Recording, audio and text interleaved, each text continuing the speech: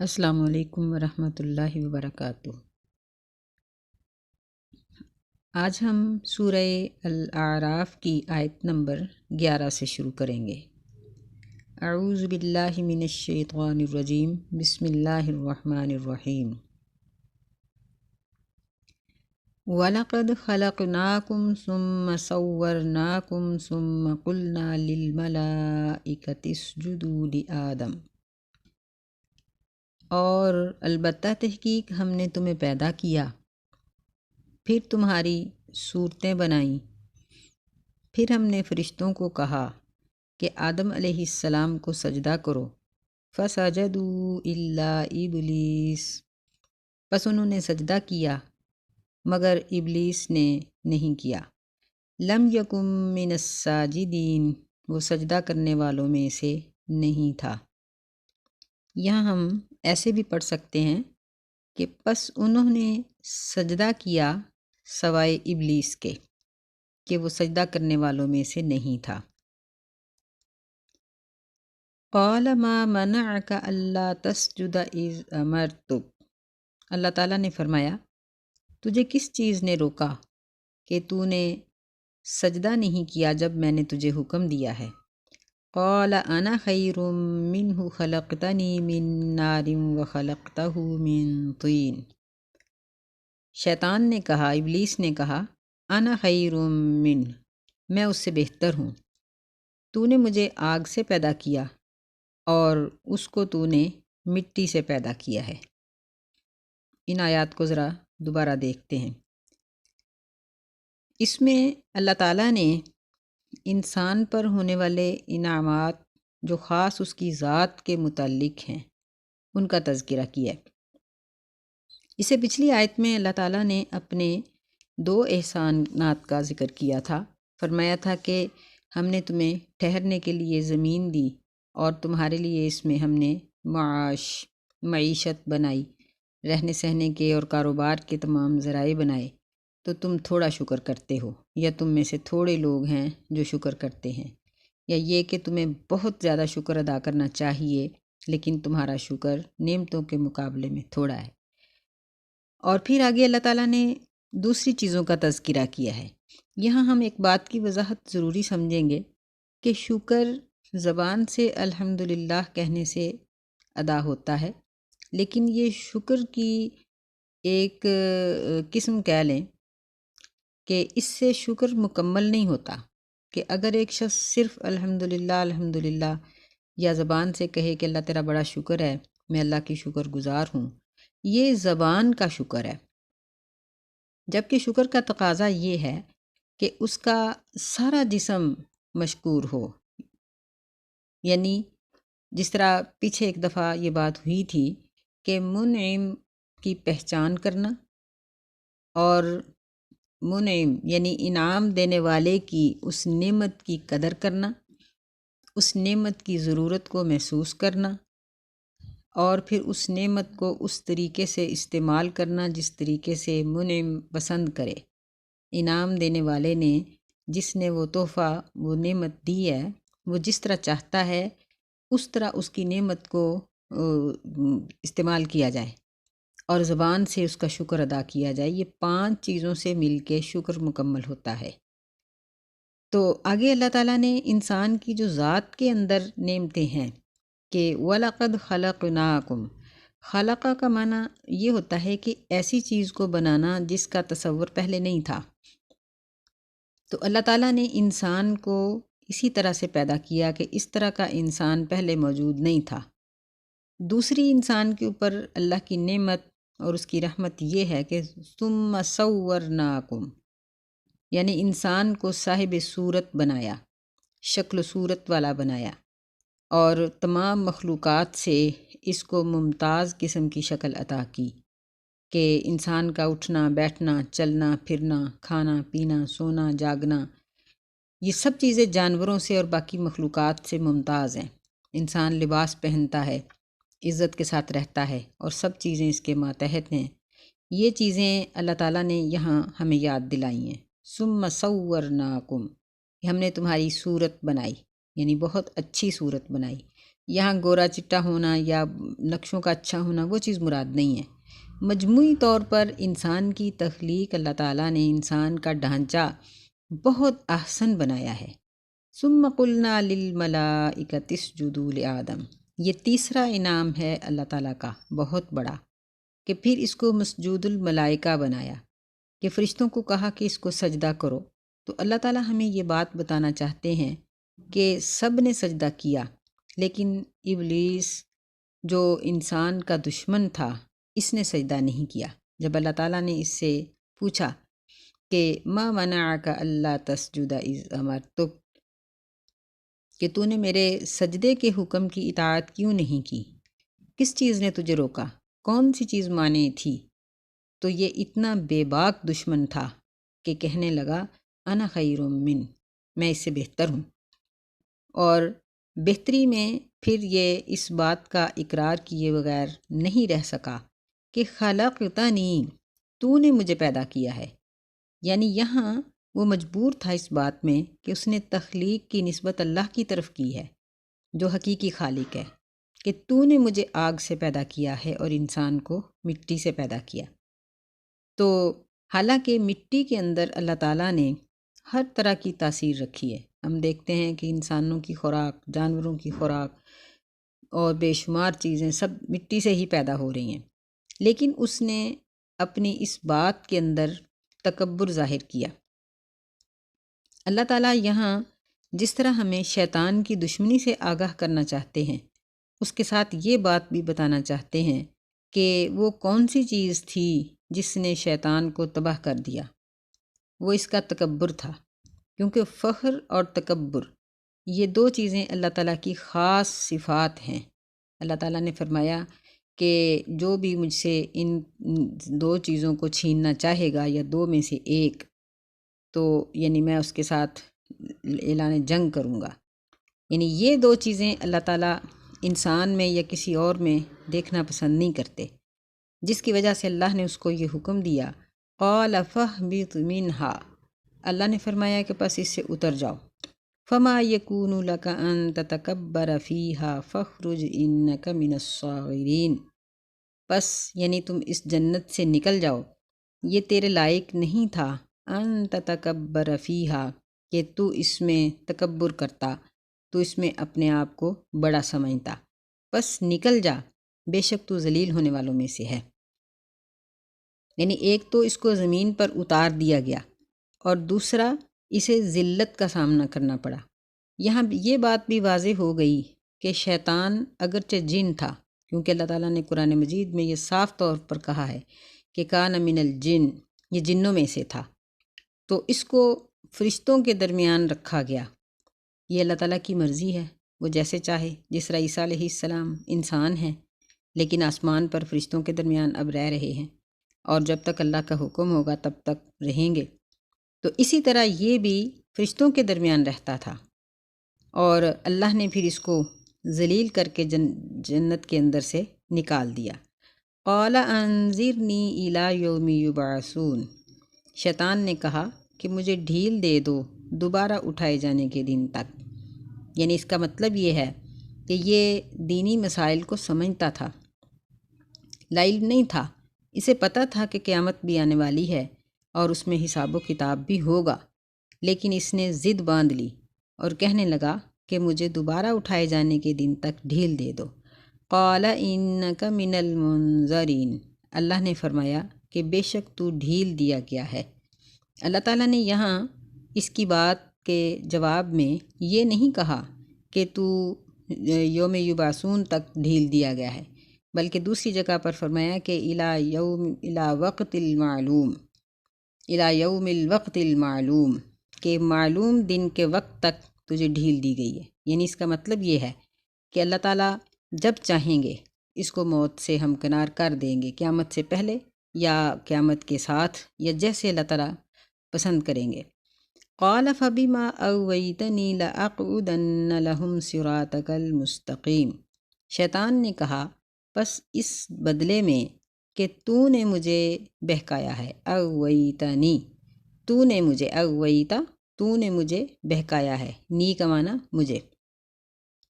لَأَقْعُدَنَّ لَهُمْ، میں ضرور بیٹھوں گا ان کے لیے، صراطک المستقیم، تیرے سیدھے راستے پر۔ یعنی اب میں انسانوں کو بہکاتا ہی رہوں گا۔ یہاں اس کی دشمنی، اس کا تکبر اور اس کا انسانوں کے ساتھ جو عناد تھا وہ کھل کر سامنے آ گیا۔ کہنے لگا ثم لآتینہم من بین ایدیہم ومن خلفہم، پھر میں ان کی طرف آؤں گا ان کے آگے سے اور ان کے پیچھے سے، وعن ایمانہم، اور ان کی دائیں جانب سے، وعن شمائلہم، اور ان کی بائیں جانب سے، ولا تجد اکثرہم شاکرین، اور تو نہیں پائے گا ان میں سے اکثر کو شکر گزار۔ یعنی یہ شیطان نے اللہ تعالیٰ کے سامنے اپنی اکڑ اور غرور کا اظہار کیا اور کہنے لگا کہ یہ انسان میرے بہکانے سے نہیں بچ سکے گا، کیونکہ میں اس کے آگے سے آؤں گا۔ یعنی اس کے انسان کے آگے کیا ہے؟ اپنی آخرت، موت کے بعد کی زندگی، یعنی میں اس کو موت کے بعد کی زندگی سے غافل کر دوں گا۔ وَمِن خَلْفِهِمْ، اور ان کے پیچھے سے، یعنی انسان گناہ کرتا جاتا ہے، بھولتا جاتا ہے، اور اسے پتہ ہی نہیں ہوتا کہ اس نے کتنے جھوٹ بولے ہیں، کتنی نمازیں چھوڑ دی ہیں، یعنی اپنی گزری ہوئی زندگی سے یہ غافل ہو رہا ہے۔ وَعَنْ أَيْمَانِهِمْ، دائیں جانب سے، یعنی اس کا بعض مفسرین نے یہ معنی لکھا ہے کہ میں گناہوں کو نیکی بنا کر ان کے سامنے پیش کروں گا۔ جس طرح مشرکین ہیں کہ وہ گناہ کے کاموں کو نیکی سمجھ کر اپنی زندگی بھی اور اپنا مال بھی سارا وہ لگا دیتے ہیں۔ وعن شمائلہم، اور بائیں جانب سے، یعنی جو گناہوں کی برائی ہے وہ میں ان کی آنکھوں میں مٹا دوں گا، اور یہ وہ گناہ کو گناہ نہیں سمجھیں گے، یعنی جس طرح گناہوں کے میں نام بدل دوں گا۔ ہم دیکھ رہے ہیں کہ شراب کے نام اور اس طرح کے گناہوں کے نام بدل دیے گئے ہیں۔ ایسے ایسے برے لوگ جن کو کبھی بہت برے لفظوں میں ذکر کیا جاتا تھا، آج وہ سٹار بنے ہوئے ہیں اور اس طرح کے ان کو کئی قسم کے لقب دیے جا رہے ہیں۔ یہ سب شیطانی ہتھ گنڈے ہیں۔ وَلَا تَجِدُ أَكْثَرَهُمْ شَاكِرِينَ، اور تو ان میں سے اکثر کو شکر گزار نہیں پائے گا۔ اگر ہم اس آیت پر غور کریں تو ہم اس بات پر، اس نتیجے پر پہنچیں گے کہ شیطان نے چاروں جانب کا نام لیا ہے، لیکن اوپر سے بات نہیں کر سکا کہ میں اوپر سے بھی ان کی طرف آؤں گا۔ اور یہی بات اللہ تعالیٰ نے فرمائی کہ اے شیطان، اگر تو چاروں طرف سے انسان کو گھیرنے کی کوشش کرے گا تو اوپر سے میری رحمت اس کو ڈھانپ لے گی، اور پھر میرے بندے یہ تیرے ہتھ کنڈوں میں نہیں آئیں گے، اور میں ان کو تیری اطاعت سے اور تیرے پیچھے لگنے سے میں بچا لوں گا۔ قال اخرج منها مذءوما مدحورا، اللہ تعالیٰ نے فرمایا کہ نکل جاؤ اس میں سے مذمت کیا ہوا، رد کیا ہوا، یعنی تجھے میں نے رد کر دیا ہے اور تجھے میں نے تیری مذمت کی ہے۔ لمن تبعک منہم لأملأن جہنم منکم اجمعین، ضرور جو تیری پیروی کرے گا ان میں سے، لأملأن، ضرور میں بھر دوں گا جہنم کو تم سب سے۔ یعنی اللہ تعالیٰ نے اس کے تکبر کا یہ جواب دیا کہ ذلیل اور رسوا ہو کر یہاں سے نکل جاؤ، اور تم بھی اور تمہارے پیروکار بھی، تمہارا ٹھکانہ جہنم ہے۔ وَيَا آدَمُ اسْكُنْ أَنْتَ وَزَوْجُكَ الْجَنَّةَ فَكُلَا مِنْ حَيْثُ شِئْتُمَا، اور اے آدم علیہ السلام، تو اور تیری بیوی اسکن، رہو جنت میں، فَكُلَا، پس کھاؤ تم دونوں، مِنْ حَيْثُ شِئْتُمَا، جہاں سے تم دونوں چاہو، وَلَا تَقْرَبَا هَٰذِهِ الشَّجَرَةَ فَتَكُونَا مِنَ الظَّالِمِينَ، اور اس درخت کے قریب نہ جانا، ولا تقربا، قریب نہ جانا، فتکونا، پس تم دونوں ہو جاؤ گے ظالموں میں سے۔ یعنی یہاں اللہ تعالیٰ نے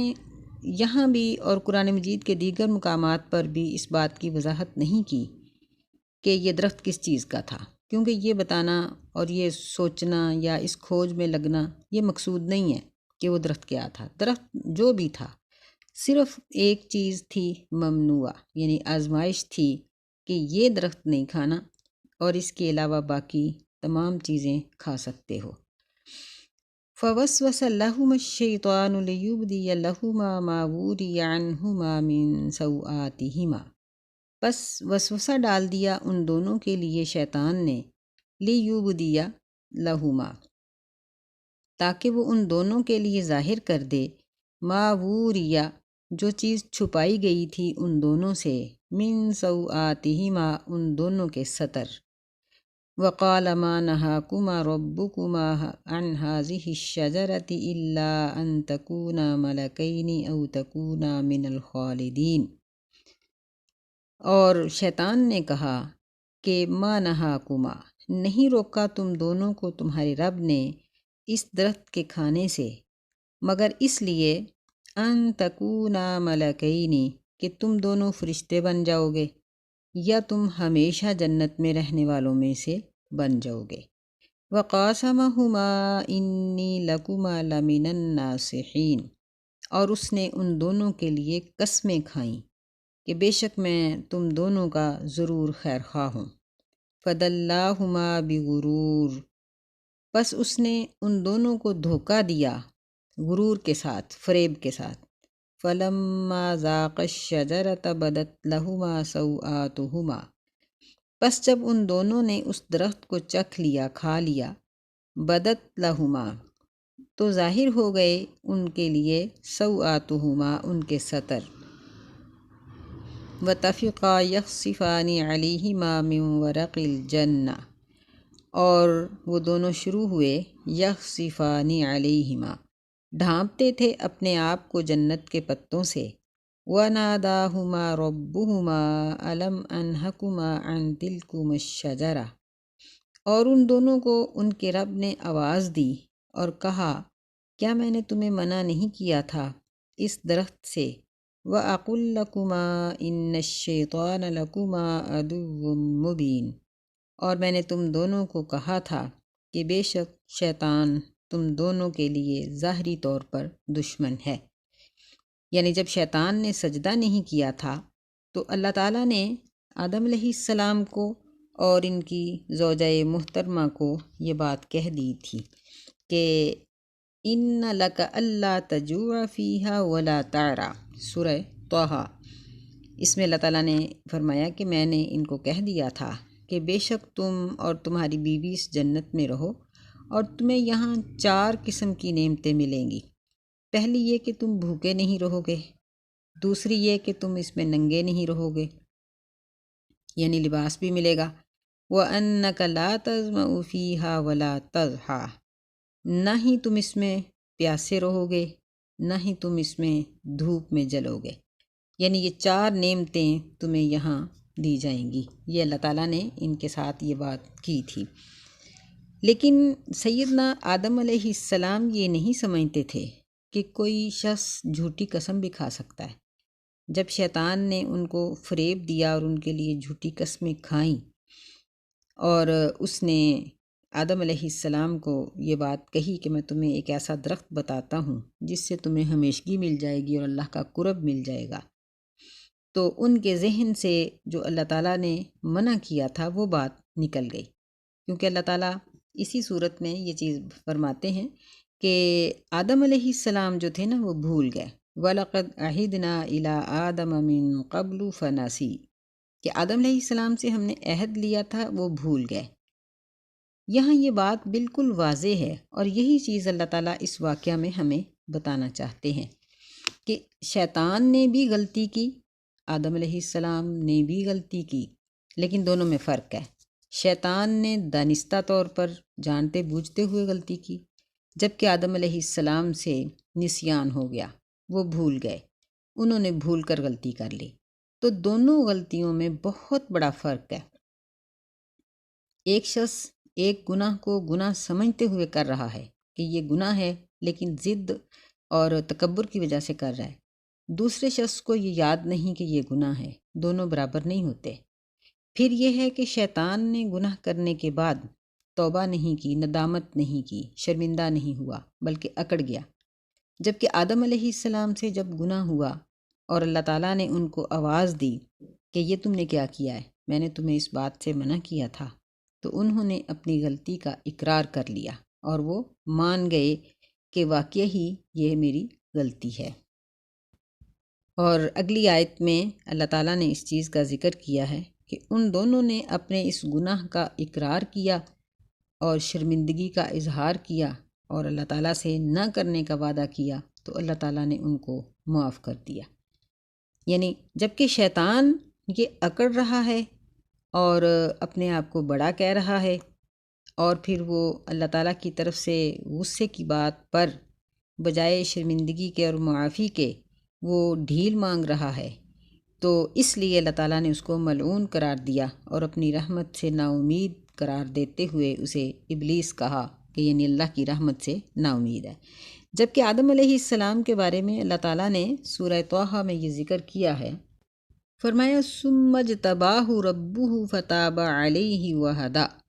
کہ پھر اس کے رب نے اس کو چن لیا اور اس کے اوپر رجوع کیا اور اس کی رہنمائی کی۔ یعنی دونوں کی نیتوں کے مطابق دونوں کے انجام میں فرق ہے۔ شیطان کا انجام اور ہے، آدم علیہ السلام کی اس غلطی کا انجام یہ ہے کہ اللہ تعالیٰ نے ان کے اوپر رجوع کیا اور ان کو یہ تلقین فرمائی کہ تمہاری اولاد میں سے اور تم سب میں سے جو میری ہدایت کی پیروی کرے گا اس کے لیے جنت ہے، وہ واپس اسی مقام پر لوٹ آئے گا۔ یہاں ایک یہ مغالطہ دور کر دینا چاہیے کہ ہم میں سے اکثر لوگ یہ کہتے ہیں کہ ہم آدم علیہ السلام کی غلطی کی وجہ سے زمین پر اترے، اور گویا یہ ان کے اوپر ایک الزام ہوتا ہے کہ اگر وہ دانہ نہ کھاتے تو ہم زمین پر نہ آتے اور آج جنت میں رہ رہے ہوتے۔ یہ خیال ہمارا غلط ہے۔ یہ زمین اللہ تعالیٰ نے انسانوں کی رہائش کے لیے ہی بنائی تھی۔ یوں ہی سمجھیں کہ جس طرح کوئی مہمان آتا ہے تو بادشاہ اس کو اس کے مکان اور اس کے مقام پر پہنچانے سے پہلے اس کو عزت دینے کے لیے کچھ دیر اپنے محل میں ٹھہراتا ہے۔ ایسے ہی اللہ تعالیٰ نے سیدنا آدم علیہ السلام کو عزت دینے کے لیے، ان کی عزت افزائی کے لیے جنت میں ان کو ٹھہرایا تھا، ورنہ یہ زمین انسانوں کے لیے ہی بنائی گئی تھی اور آدم علیہ السلام نے بالآخر زمین پر ہی آنا تھا، لیکن آنے سے پہلے یہ واقعہ بھی رونما ہو گیا جس پر انہوں نے توبہ کر لی اور اللہ تعالیٰ نے ان کو معاف کر دیا۔ فرمایا قالا ربنا ظلمنا انفسنا، ان دونوں نے کہا کہ اے ہمارے رب، ہم نے اپنے آپ پر ظلم کیا ہے، وَإِن لَّمْ تَغْفِرْ لَنَا وَتَرْحَمْنَا لَنَكُونَنَّ مِنَ الْخَاسِرِينَ، ضرور اگر تو نے ہمیں نہ بخشا اور ہم پر رحم نہ کیا تو ہم خسارہ پانے والوں میں سے ہو جائیں گے۔ یعنی اب یہ بات بالکل واضح ہے کہ آدم علیہ السلام نے اپنی غلطی اور خطا کا اقرار کیا، اور یہی وہ الفاظ تھے جن پر اللہ تعالیٰ نے ان کی معافی کو قبول کیا۔ ان کی معافی کی اور کوئی وجہ نہیں ہے۔ یعنی بعض لوگ بعض قسم کی حکایات بیان کرتے ہیں کہ ان وجوہات پر اللہ نے ان کو معاف کیا، نہیں، یہی وہ کلمات ہیں جن کے کہنے پر آدم علیہ السلام کو معاف کر دیا گیا۔ یہاں تھوڑا سا یہ تجوید کا ایک مسئلہ ہے، وہ بھی بیان کر دیا جائے۔ ہم یہاں دیکھتے ہیں کہ قرآن مجید کی عبارت میں وَأَنفُسَنَا کے درمیان أَنفُسَنَا وَإِن، اس کے درمیان میں یہ لفظ سکتہ لکھا ہوا ہے، تو یہ تجوید کا ایک قانون ہے جس کا مطلب یہ ہوتا ہے کہ یہاں ہم اس طرح سے پڑھیں گے کہ دیکھنے میں یوں لگے گا کہ سانس لیا ہے لیکن سانس نہیں لیں گے۔ مثلاً قال ربنا ظلمنا انفسنا وَإِن لَّمْ تَغْفِرْ لَنَا وَتَرْحَمْنَا لَنَكُونَنَّ مِنَ الْخَاسِرِينَ، یعنی اس طرح ہم یہاں سکتہ کر کے پڑھیں گے، اس کے یہ پڑھنے کا طریقہ ہے۔ تو عام طور پر جب ہم اس کو بطور دعا پڑھتے ہیں تو یہاں دونوں طرح ہی ہو سکتا ہے، سکتہ سے بھی پڑھا جا سکتا ہے، بغیر سکتہ کے بھی پڑھا جا سکتا ہے۔ بہرحال انہوں نے یہاں اللہ تعالیٰ کے سامنے انتہائی عاجزی اور انکساری کے ساتھ یہ دعا کی کہ اللہ صرف تیرا ہی دروازہ ہے، وہی ہم کھٹکھٹا سکتے ہیں، اگر تو نے رحم نہ کیا تو ہم گھاٹا پا جائیں گے۔ اللہ تعالیٰ نے ان کی توبہ کو قبول کیا اور فرمایا قال اهبطوا بعضكم لبعض عدو، اللہ نے فرمایا کہ اتر جاؤ، یعنی ہابطہ کا معنی ہوتا ہے کہ ایسا اترنا کہ جس میں رہائش بھی ہو، یعنی ایسا زمین کے اوپر اترنا یا کسی ایسے مقام پر جہاں ٹھہراؤ ہو، جبکہ نازل کا معنی یہ نہیں ہوتا۔ تو اللہ تعالیٰ نے ان کو فرمایا کہ قَالَ اهْبِطُوا، کہ زمین پر اتر جاؤ، اب تمہاری ذریت، تمہاری اولاد، تمہاری نسل یہ زمین پر پھیلے گی، کیونکہ ابھی تک اللہ تعالیٰ نے ان کو مستور رکھا تھا، اور اب ان کا جو آپس کا سلسلہ تھا وہ اللہ تعالیٰ نے دنیا پر شروع کیا، اور یہی وہ ایک جوڑا ہے جو پوری دنیا کے انسانوں کی تخلیق کا سبب بنا، اور اللہ تعالیٰ نے ان کو سبب بنایا۔ فرمایا کہ اب جس طرح آدم علیہ السلام بھول گئے ہیں تو ظاہر ہے کہ ان کی ذریت بھی بھولے گی۔ تو نبی علیہ السلام نے فرمایا کہ آدم علیہ السلام کے بھولنے کی وجہ سے ان کی ذریت میں، ان کی اولاد میں بھی یہ بھولنے کا مسئلہ آیا۔ تو لڑائی اور دشمنی کی ایک بہت بڑی وجہ بھول ہی ہوتی ہے، کہ فریقین میں سے کوئی ایک کسی بات سے بھول جاتا ہے، یا بھول کر بات کر دیتا ہے، یا اور کوئی اس طرح کا معاملہ ہو جاتا ہے، تو آپس میں عداوت پیدا ہو جاتی ہے۔ وَلَكُمْ فِي الْأَرْضِ مُسْتَقَرٌّ وَمَتَاعٌ إِلَىٰ حِينٍ، اور تمہارے لیے زمین میں ٹھہرنے کی جگہ ہے اور فائدہ ہے ایک وقت تک، یعنی زمین کو مستقر یہ پہلے سے ہی بنایا گیا تھا، یہ ٹھہرنے کے لیے ہی بنائی گئی تھی، اور ایک وقت تک فائدہ ہے، یعنی متاعٌ، یہاں المتاع نہیں کہا بلکہ متاعٌ، تنوین کا معنی کچھ ہوتا ہے، کوئی ایک یا کچھ، تو مطلب یہ ہے کہ کچھ فائدہ کیا ہے کہ یہ جو چند سالوں کی زندگی ہے، اس زندگی کو ہم اپنی آخرت کے لیے اگر استعمال کریں گے تو یہی وہ مقام ہے جہاں سے ہم اپنی آخرت کے لیے نیکی اکٹھی کر سکتے ہیں۔ قَالَ فِيهَا تَحْيَوْنَ وَفِيهَا تَمُوتُونَ وَمِنْهَا تُخْرَجُونَ، اللہ نے فرمایا کہ تم اب اس زمین میں ہی زندہ رہو گے، اور مرنے کے بعد اور تم اسی زمین میں تم مرو گے، وَفِيهَا تَمُوتُونَ وَمِنْهَا تُخْرَجُونَ، اور اسی سے تمہیں نکالا جائے گا، یعنی انسان چاہے اس کو جانور کھا جائیں، یا پانی میں یہ بہا دیا جائے، یا زمین میں دفن کر دیا جائے، بالآخر یہ زمین کی ہی خوراک ہے، کیونکہ سمندر کے نیچے بھی زمین ہے، اور اسی زمین سے انسان نکلے گا، چاہے وہ جانوروں کے پیٹ میں چلا جائے، اور ہضم ہونے کے بعد جب فضلات زمین پر گرتے ہیں تو انسان کے جسم کے اجزاء بھی اسی طرح سے زمین پہ آ جاتے ہیں، اور اسی زمین سے اس کو دوبارہ پیدا کیا جائے گا، نکالا جائے گا، اور پھر حساب و کتاب کے لیے اس کو کھڑا کیا جائے گا۔ تو اللہ تعالیٰ نے قرآن مجید میں کئی اور موقعوں پر بھی سیدنا آدم علیہ السلام کا اور شیطان کا یہ واقعہ ذکر کیا ہے، اور یہ چیز بتانا مقصود ہے کہ وہ شیطان جو تمہاری عزت کا دشمن، جو تمہارے ماں باپ کا دشمن، تو تم اس کی اطاعت کیوں کرتے ہو، اس کے پیچھے کیوں لگتے ہو، یہ تمہیں ذلیل کرنے والا ہے۔ نبی صلی اللہ علیہ وسلم نے فرمایا کہ جب انسان کسی گناہ کے کرنے کے لیے تیار ہوتا ہے، شیطان اس کو پہلے وہ گناہ پیش کرتا ہے، پھر اس کو تیار کرتا ہے، پھر اس کے ذہن میں یہ بات ڈالتا ہے کہ کوئی بات نہیں، تم اس طریقے سے کر لو، تمہاری پردہ پوشی ہو جائے گی، چھپ جاؤ گے، کسی کو پتہ نہیں چلے گا۔ پھر انسان جب اس گناہ کو کر گزرتا ہے تو یہی شیطان یہ جا کر لوگوں کے دلوں میں وسوسے پیدا کرتا ہے